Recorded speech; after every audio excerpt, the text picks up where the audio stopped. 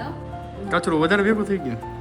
વધારે નહીં પણ એટલે સાફ નહોતું થયું. સાફ સફાઈ નહોતી. તમને આજે કેમ લાગે છે? આ તડકો પડશે, બફારો થશે, શું થશે, શું લાગે? તો વાત તો બહુ પદ્યન તો એક રૂમમાં હોય ને તો સારું, બધે ભલે અંદર અંદર અટવાય અત્રે આરે ત્રે થોડા આપણે એમ કઈ જમવા બેસી જાવ શું કહેતા પપ્પા છોકરાને આવવા દે. છોકરા છોકરા આવે પછી જમે. આ મને વાગ્યું છે તો ડેડી ફોન કરે છે. ડેડી ગુડ મોર્નિંગ રેશમાજી. Very very good morning. તો બધાને જય શ્રી કૃષ્ણ, જય યોગેશ્વર, જય દ્વારકાધીશ. સાથે બધાને હેપી મોર્નિંગ. અને કેમ છો બધા મારા વાલા વાલા વડીલો મિત્રો? પણ આજે મમ્મીની જોવા મળે એટલે મોર્નિંગ મોડી થાય ને પહેલા હું તમને બધાને સુવિચાર આપી દઉં. બગડેલો કેસ સુધારે ને એને વકીલ કહેવાય, અને જેને જે કેસ બગડવા જ ન દે ને એને વડીલ કહેવાય. વાહ વાહ વાહ વાહ, શું વાત છે, શું વાત છે રેશમાજી. અને તમે તો આજે ક્યાંય જ્ઞાનની વાતો કરવા માંડ્યા ને એટલે મને જ કંઈક અલગ જ લાગવા માંડ્યું છે, ફીલ થવા માંડ્યું છે. મારે છે ને આપણા સબસ્ક્રાઇબર તરફથી આવ્યો તો જો મનસ્વી ફેશનનું કચરું વળાઈ રહ્યું છે. હજુ તો આજે શોપ નથી ખોલી, ત્યાં કસ્ટમર 3-4 આવી ગયા એટલે થોડું કચરું વધારે ભેગું થઈ ગયું. વધારે નહીં પણ એટલે સાફ નહોતું થયું. સાફ સફાઈ નહોતી થઈ વેરી. એટલે થોડુંક મોડી થઈ છે. અત્યારે 10:30 વાગી ગયા છે. અને તમે લોકો ક્યાં છો, કેમ છો, કેવી રીતે છો? મજામાં જ છો? સવારનો મોસમ પણ આપણે જોઈ લઈએ કેવો છે મનસ્વી ફેશન સાથે. ઓકે, તમને આજે કેમ લાગે છે? આ તડકો પડશે, બફારો થશે, શું થશે, શું લાગે? હવે શિયાળો ચાલુ થઈ ગયો, ચોમાસું ખતમ થયું, હા. દિવાળીના દિવસો ચાલુ થઈ ગયા, તો બધાને ત્યાં મને લાગે કે મિશન એક ચાલુ થયું છે. અને ઈ છે Okay. મિશન સાફ સફાઈ મિશન. સાફ તો સફાઈ. કોમેન્ટ કરજો કે કોને કોને સાફ સફાઈ થઈ ગઈ છે ઘરની અને કોને બાકી છે. જો અમારે તો બાકી છે અને કોને આ મિશન ચાલુ છે. બાકી અત્યારે તમે હવે જો, સાફ સફાઈ, ખરીદી આ અને બધું બધું ચાલુ થઈ જશે. કારણ કે નવરાત્રી પૂરી થાય, ગરબા રમઝટ બધું પૂરું, આજથી બધો સંકેલાઈ જવાનો વર્ષ દિવસ સુધી હવે. એટલે હવે ઘર સાફ કરીને પેલા છે ને પોતે અમે ભૂત જેવા થઈ જાય અને પછી અમે પાર્લરમાં જઈને અમે ભૂત હરખા કરશે. તો વાત તો બહુ મુદ્દાની કરી રેશમાએ. અને તમે લોકો પણ પાર્લરમાં તૈયાર થઈ જાજો ભાભીના, અને સાથે સાથે ડ્રેસ પણ લેવા આવી જાજો મનસ્વી ફેશનના. હા, તમારે દિવાળીની શોપિંગ બાકી હોય ને તો તમારી માટે છે ને જરૂર એક વખત મારી મનસ્વી ફેશનની મુલાકાત લેવી અને ઘર સાફ કરીને ફટાફટ પહોંચી જાવ મનસ્વી ફેશનમાં.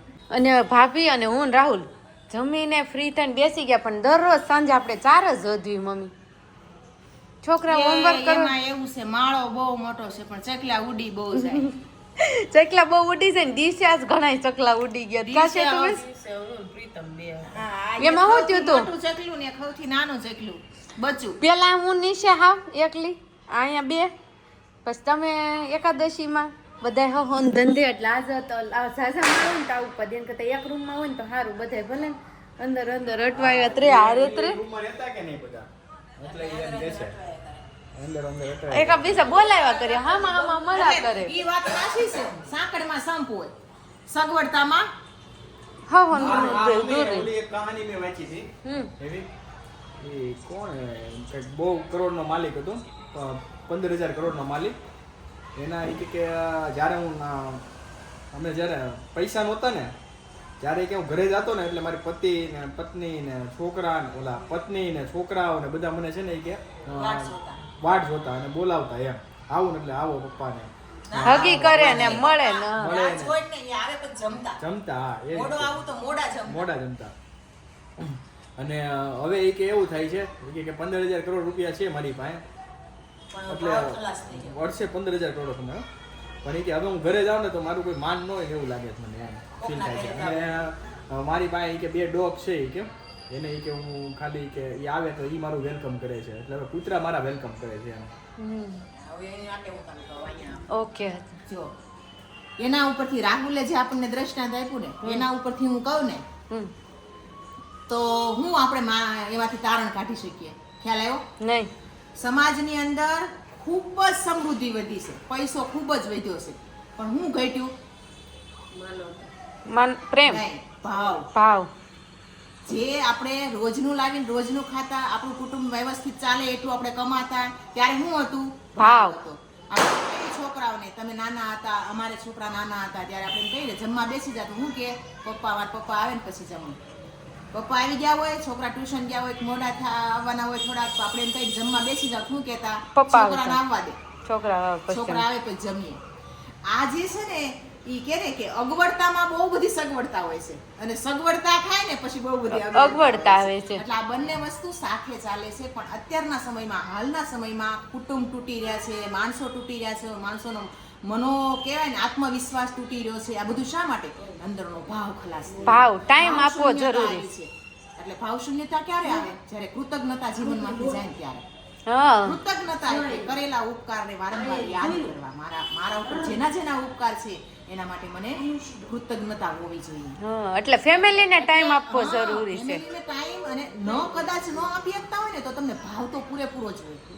પણ ટાઈમ આપવો જરૂર તો ભાવ રહે, તો દર્શક છે એને આવું બોલવું પડ્યું હોય ને, બરાબર છે. એને ભાવ શૂન્યતા લાગી ઘરમાં. એને પોતાનું ઘર નહીં, એને એમ થયું કે કોકના ઘરમાં આવું છું એવું એને ફીલ થયું. એટલે મમ્મીને છે ને બોલવાનો મોકો મળવો જોઈએ.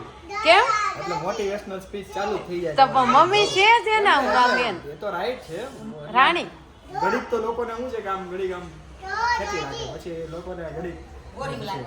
પછી ઘડીક મમ્મી હોય એવું કઈ ન હોય. મગજ એટલું બધું ઓલું હોય ને અત્યારે કામ ન કરે.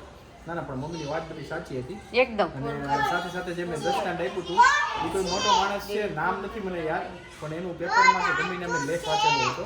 ઓકે. અને આવો બધી સ્ટોરીઓ છે ને ઇન્સ્પાયર કરે છે આપણને કે આપણે જીવનમાં શું ઘટે, શું કરવું જોઈએ. આ એ શું હાલે છે? આ મને વાગ્યું છે હા, તો ડેડી ફોન કરે છે. ડેડી જો વાગ્યું છે. પીવ ફટા આ ફોન છે. ડેડી જો વાગ્યું છે. છે. કેમ વાગ્યું છે? અરે ઠીક માને તે માર્યું તું તાર મમ્મીને પાટો બંધાઈ દે. પીવ ફટાકડા ફૂટે સમજો. તાર દિવાળી નતું જઈ ફટાકડા ફૂટે. ફટાકડા ફૂટે સાહેબ. મને એવું કહીશ ખબર છે મમ્મી પાવરથી જાણે એ બધા ઘરનો સંચાલક ન હોય. મને એવું કહીશ મમ્મી મને એવું કહીશ ખબર છે? મમ્મી વાડીમાં બૂમ બૂમ બીકણો. હા બીકણો માસીને જેમ બીક લાગતી હોય ફટાકડા. પેલે દિવસે તો ટ્યુશનમાં પોદળો દે. અમે ટ્યુશનમાં અમને મૂકવા જતી ને, એક દી તો ફટાકડા પર ફોડતું હતું ને, એ ઊભો રહી ગયો. પછી મેં પેલા કેમ ઊભો રહી ગયો? કે બીક લાગે છે. મેં શેની બીક લાગે? કે બીક લાગે છે ભમ મન કે બીક લાગે છે. જાને ફટાકડા ફોડવા દિવાળી આવી છે. ગોગો છે હો. આ બીક ગોગો લાગે છે. કેમ બીવી કોણ લાગે? બાકસ એમાં છે. જો ભાઈ પીયું ફટાકડા ફોડવા. હે હાલ તમારી ગાડી ખોટાડો આમ જો. ખોટો. હા તો આપણે કેદી દિવાળી ઉજવી? ફટાકડા ફોડ. હજી વાર છે. ખોટો આ ખોટો ઈ જો. પણ એક જરીક વાગ્યું છે ને મોટા મમ્મી મને લાગે છે ડેડી ને બતાવવું છે. ડેડી ને બતાવવું. તને ખબર છે કે મોટા મમ્મી માર્યું તું હમણાં 2 દી પહેલા, એટલે વાગ્યું તું. લે આયા જોઈ લે, તપાસ કરી. જો મોટા મમ્મી માર્યું તું ને તો વાગ્યું. જો હવે કોઈને હાથ ઉપાડી જો ત્યાં લોહી નીકળ્યું હતું. ઇન શરમ કેટલી આવે? છોકરી હશે ગત જન્મમાં. હવે પાછો વહી જાય. હે દિવાળીમાં પીવું ફટાકડા ફોડવા છે. બીક કયા લાગે ફોડી? બીક લાગે છે ને તને? નહીં લાગતી. નથી લાગતી? મમ્મી ફોડશે કે નહીં ફોડે? મોટો થાય ત્યારે ઈ જ ફોડશે. અત્યારે કેસ ફોડી છે. ફોડશે. દયા માસી જેવો નહીં થાય. દયામાં જેવો નહીં થાય. લોહી દવા પરાનું છે બેન. હાચી વાત છે. ક્યાંથી આવે ઈ બધું નાનો છે ત્યાં સુધી. ત્યાં સુધી. ઈ હાથમાં નથી આવ્યો ને ત્યાં સુધી. એકવાર જો હાથમાં લઈ લે એટલે બીક હોય છે. બાકી ફટાકડાથી તો બીવે દેવી તો ભાગે. હજી બી એવું તમને કેમ ખબર? અહીંયા આવી જ નહીં એકવાર દિવાળી. હા એમ જ બેન રાડે થાય કોક ફટાકડો ફોડે. નીચે તો ઉતરી જ નહીં. અહીંયા ને બેઠી ત્યારે તમે નહોતા ને? ના સગાઈ થઈ હતી ને અમે એક વખત આવ્યો હતા સાંજે. આમ જો મમ્મી નીચે જ ન ઉતરે. ફટાકડા બહુ બીવેના દિવાળી હોય ને ક્યાંક રસ્તામાં જવું હોય ને તો આમ હંતાઈ જાય કે આપણે આગળ હાલવાનું ની પાછળ હાલે. ફટાકડા જ્યાં ફૂટતા હોય ને એવું પૂતળું.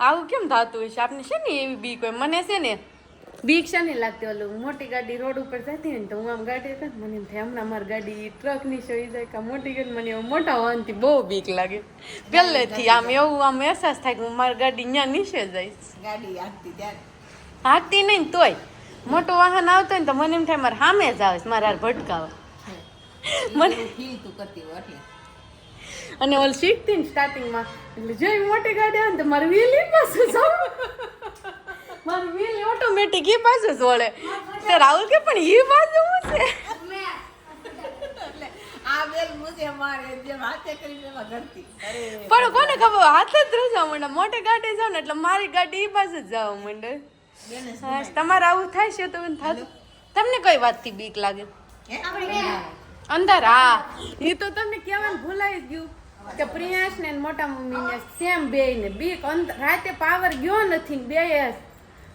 એટલે એમ અંધારું કે રોડ ઉપર અંધારું હોય ને એમાં જાતા બીક લાગે એમ નહીં રૂમ નું અંધારું ઓલું રૂમમાં આપણે બધું પેક કરીને હુતા હોય પછી એમાં નાની લાઈટ જોઈ ટમટમ્યું હા ટમટમિયું જોઈ એમાં પછી જો હાવ નો ટમટમિયું હોય ને એ તો મુંજારો થાય એમાં હું પ્રિયાંશ નહોતો ને પ્રિયાંશ આમ ભૂતની ને એવી બધી એમ કે એમ બીક નહીં અંધારાની જ નહીં પણ મને અંધારા મુંજારો અંધારું થાય ને એટલે એમ થાય બધું કાળું કાળું દેખાય ક્યાંય આમ આખું ખુલે ને તો દેખાય ને આમાં આ પ્રિયાંશ નહોતો ને સેતુબેન ત્યાં સુધી આમ રૂમમાં કોઈ ટમટમ્યું નથી હા અંધારું ઘનઘોર એ આવ્યો ને પછી એવું ટમટમ્યું રાખવા માંડે હા ઘનઘોર અંધારું તને શું ગમે ગમે કેમ હું ન ગમે નો ગમે ન ગમે તને તને શેની બીક લાગે મને ના લાગે તો અંધારું ગમે કે તને આમ લાઈટ ગમે ટમટમ્યું ગમે અંધારું ગમે અને હયું તો પાછા હાવ બીકણો સીધ ખબર છે એ તો અહીંયા તમે ઉપર હોય ને તો મમ્મી મમ્મી મમ્મી મમ્મી કરતો શેડી સડે અને એક વાર પીયું જ્યારે છે ને 1 મહિનાનો હતો ને મીન્સ 1 મંથ નો ત્યારે તમે લોકો બહાર ગયા હતા અને હું પ્રિયાંશ બે હતા તો પ્રિયાંશ વીટો ને તો રાડી નાખવા માંડ્યો તો પછી એને હિચકાયો તો ફરીથી હોઈ ગયો ત્યારે હું હાવ એકલી હતી તો મને બીક ન લાગી ન લાગી બધું ખુલ્લું હતું મનો તો એકલી હોઈ જાય નીચે મમ્મી ની કોઈ ન હોય અમે અમારા રૂમમાં હા જાય ખુલ્લું જ હોય પણ હયું ન હોય કે છે તું બેન એ તો ઉપર આવામાં બીવે છો આવી ધડાધડી દરવાજો તરત ખુલી જવો જોઈએ દરવાજો હું પ્રિયાંશને કોઈ મૂકવા દાબમ લઈ ગયું હોય તો હું પ્રિયાંશ કેમ હયું એટલી બધી બીક લાગે ક્યાંય નહીં ઈ તો ખોલતા ખોલદા ન હોય ને એટલે કોને કોને શેની શેની હું જ્યારે નાની હતી ને ત્યારે મને બહુ બીક લાગતી તો એકવાર અંકલે છે ને એમ કીધું કે બોટલ ઉપર મૂકીએ તો ભાગતી તઈ બીક લાગતી તો બીક વહી ગઈ ત્યાં એકવાર એમ કરાવે ને પછી બીક નથી લાગતી મનુ તો મને ખબર છે મનુ તો મારે કોઈ દિવસ નથી બીતી અંધારામાં અહીંયા એકલી જ હોતી હોય હોલમાં કોઈ ન હોય તો સ્ટ્રોંગ છે બાકી મને હું નાની હતી ને એક વખત તો મને તાવ આવી ગયો શરીર એકલી હતી ને તો મને દેહમાં હતી ને મીંદડી ભળી ગઈ ને તો તાવ આવી ગયો આમ અંદર આમ જોઈતી હતી અંદર રૂમમાં બિલાડી ગઈ હતી તે મારી મમ્મી એમ કીધું કે અંદર બિલાડી ગઈ છે હું આમ જોઈતી હતી તે બે પગ વચ્ચે થઈને ગઈ અને એ મારા પગ ધ્રુજા છે